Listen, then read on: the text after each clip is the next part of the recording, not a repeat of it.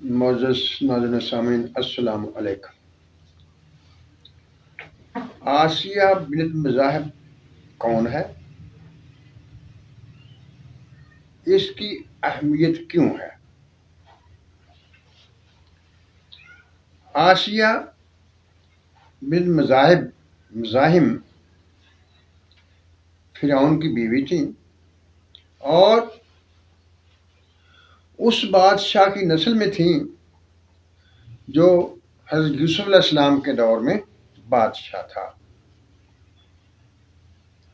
اور ان کی اہمیت اس لیے زیادہ ہے کہ حضور اکرم صلی اللہ علیہ وسلم نے ارشاد فرمایا ہے کہ اللہ تعالیٰ جنت میں آسیہ بنت مزاحم کا نکاح حضور اکرم صلی اللہ علیہ وسلم سے کریں گے۔ اس لیے ان کے حالات کو جاننا عام آدمی اس میں دلچسپی لیتا ہے اور چاہتا ہے کہ اسے ان کے حالات کا علم ہو۔ آسیہ بنت مزاحم کی شادی فرعون سے زبردستی تھی، فرعون نے زبردستی کی، اور آسیہ بنت مزاحم کے خاندان والے اس رشتے پر راضی نہیں تھے، کیونکہ فرعون بادشاہ تھا، اس نے اپنی طاقت استعمال کرتے ہوئے آسیہ بنت مزاحم سے شادی کی۔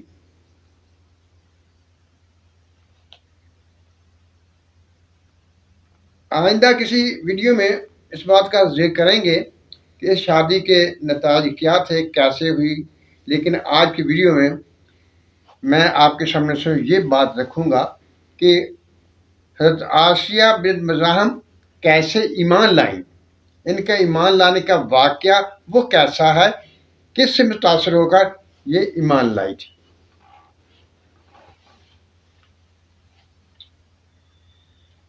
فرعون کا ایک داروغہ تھا جس کی بیوی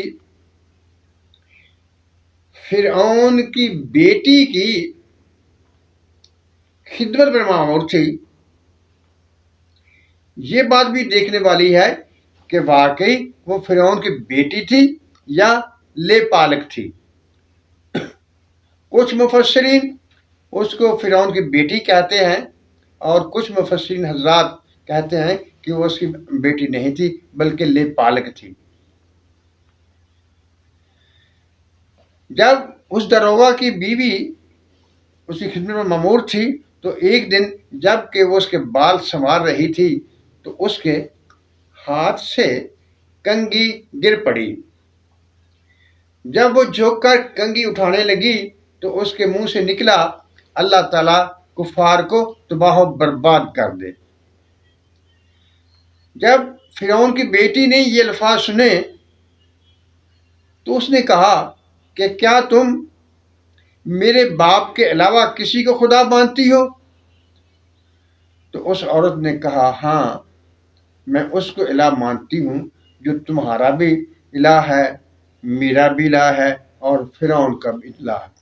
جب اس لڑکی نے یہ سنا تو وہ غصے میں آئی اور اس نے اس عورت کو بہت برا بھلا بھی کہا اور اسے سخت سزا بھی دی، اور یہ بات فرعون کو بھی بتا دی۔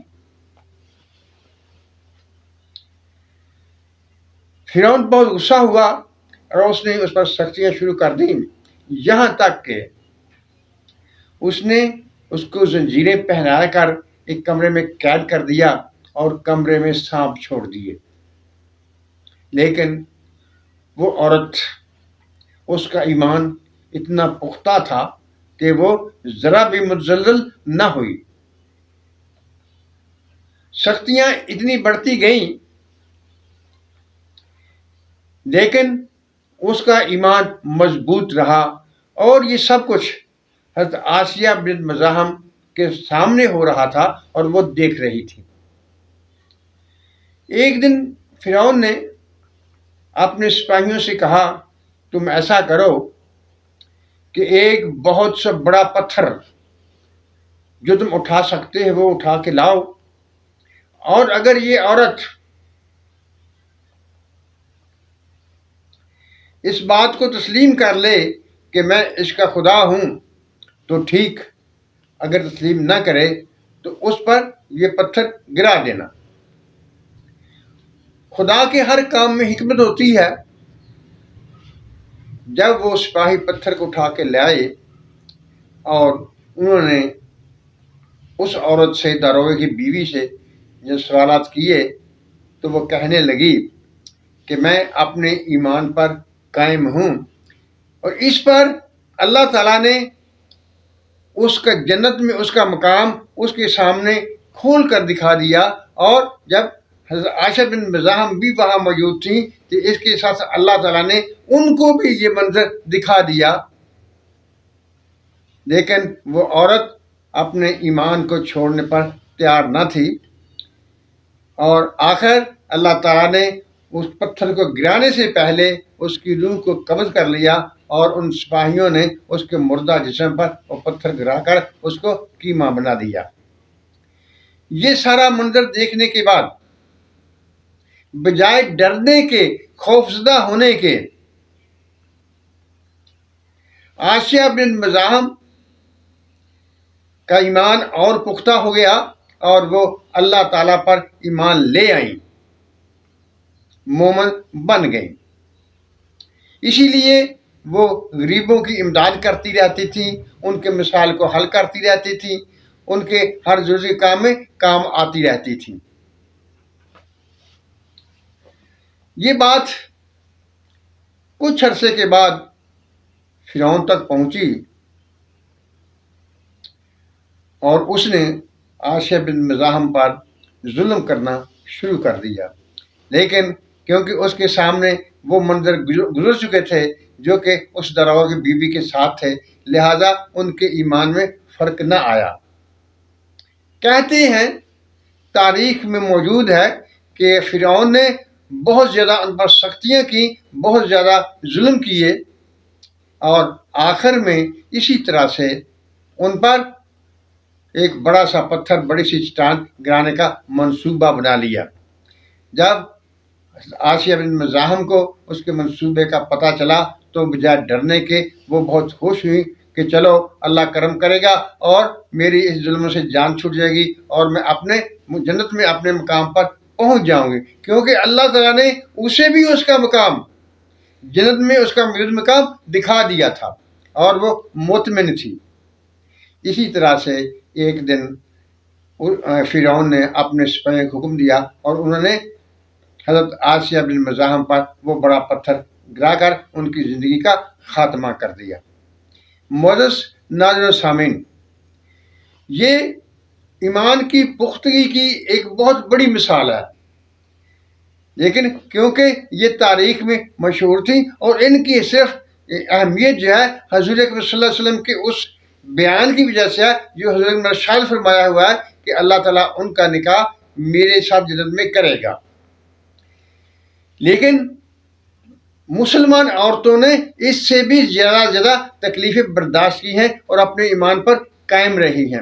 ایمان کی لذت ہی وہ ہے کہ جب بلال جیسے شخص کو کوئلوں پر لٹا کر اوپر پتھر رکھے جاتے تھے تو ان کے منہ سے آہد کی زبان نکلتی تھی، آواز نکلتی تھی، اور ان کو وہ جسم جلنے کے باوجود، چربی کوئلوں پر پگھلنے کے باوجود وہ آہد ہی کرتے تھے، اور آہد کی جو لذت تھی وہ اس تکلیف پر قابو پا لیتی تھی، اس تکلیف سے بڑھ جاتی تھی، اور انہیں اس میں لذت آتی تھی۔ اسی طرح سے صحابہ کرام نے بہت سی تکلیفیں برداشت کی ہیں۔ ایمان کی لذت ہی ایسی ہے۔ اللہ تعالیٰ سے دعا کرنی چاہیے کہ اللہ تعالیٰ ہمیں بھی ایمان کی لذت سے روح آشنا کرا دے، ہمیں بھی اس ایمانی لذت کا ذائقہ محسوس ہو۔ لیکن جس قدر حالات چل رہے ہیں، لوگوں کی جو حالت ہے اسے دیکھ کر پتہ چلتا ہے کہ ہم سے ایمان کی لذت چھین لی گئی ہے۔ آؤ دعا کریں کہ اللہ تعالیٰ ہمیں ایمان کی لذت سے روشناس کرے، ہمیں اس ذائقے کو پہچاننے میں ہم پر اپنے کرم نوازی کرے، اور ہمیں اس ذائقے سے روشناس کرا دے۔ معزز ناظرین سامعین، اللہ تعالیٰ ہم سب پر اپنی رحمتوں کی بارش کرے، ہمیں سچ بولنے، سچ سننے اور سچ پر قائم رہنے کی توفیق عطا فرمائے۔ آمین۔ اللہ حافظ۔